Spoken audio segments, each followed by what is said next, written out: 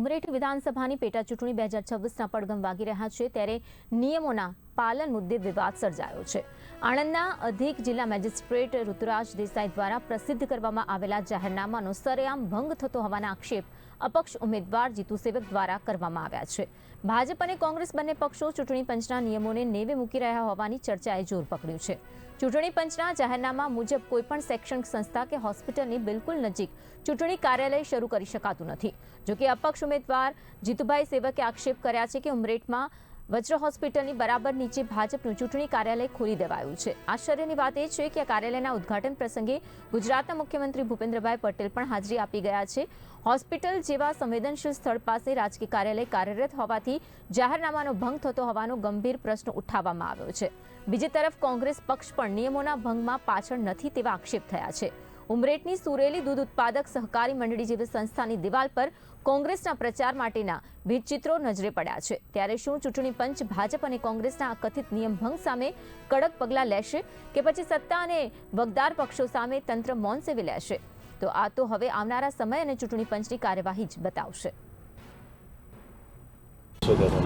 ઉમરેઠ વિધાનસભાની પેટા ચૂંટણી છે।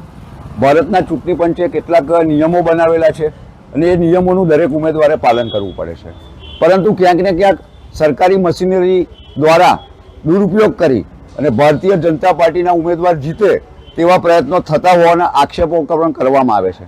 તાજેતરની ઉમરેઠ વિધાનસભાની પેટા ચૂંટણીમાં એક દુઃખદ બાબત બહાર આવી છે કે સરકારના નિયમ પ્રમાણે, ચૂંટણી પંચના નિયમ પ્રમાણે આદર્શ આચારસંહિતાનું પાલન એ સરકારના તમામ જવાબદાર અધિકારીઓ, પદાધિકારીઓ અને ઉમેદવારે કરવું પડે છે, પરંતુ ક્યાંક ને ક્યાંક ભારતીય જનતા પાર્ટીના ઉમરેઠના ઉમેદવાર દ્વારા સરકારની આચારસંહિતાનો ભંગ કરવામાં આવ્યો છે અને આ આચારસંહિતાનો ભંગ કર્યો હોવા છતાંય જવાબદાર તંત્ર દ્વારા પગલાં લેવામાં આવ્યા ના હોય અને આંખ મીચામણા કરવામાં આવ્યા હોય તેવી બાબત બહાર આવી છે। ભારતીય જનતા પાર્ટી દ્વારા ઉમરેઠ ખાતે કાર્યાલય ખોલવામાં આવ્યું છે, જ્યાં મુખ્યમંત્રી પણ આવીને ગયા।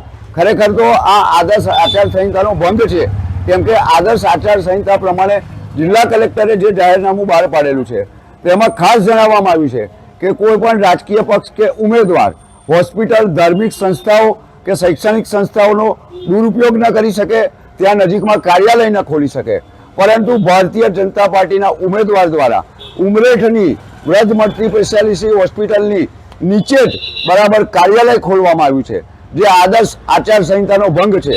મારી ઉમરેઠના ચૂંટણી અધિકારીને અને જવાબદાર તંત્રને આ માધ્યમથી નમ્ર વિનંતી છે કે વહેલામાં વહેલી તકે આ વ્રજ મલ્ટી સ્પેશિયાલિટી હોસ્પિટલની સામે નીચે જે કાર્યાલય ખોલવામાં આવ્યું છે તેને તાળા મારી દેવામાં આવે અને ચૂંટણી પંચ તટસ્થ છે, નિષ્પક્ષ છે તેની પ્રજાને પ્રતીતિ કરાવવામાં આવે। તાજેતરમાં જ સુરેલી ખાતેની મારી મુલાકાત દરમિયાન સુરેલી દૂધ ઉત્પાદક ડેરીની દિવાલો પર પણ કોંગ્રેસ દ્વારા પોતાના બેનરો લગાવેલા તે પણ આજ દિન સુધી હટાવવામાં નથી આવ્યા। તો આ પરિસ્થિતિની અંદર મને લાગી રહ્યું છે કે નિષ્પક્ષ ચૂંટણી તંત્ર પોતાની કાર્ય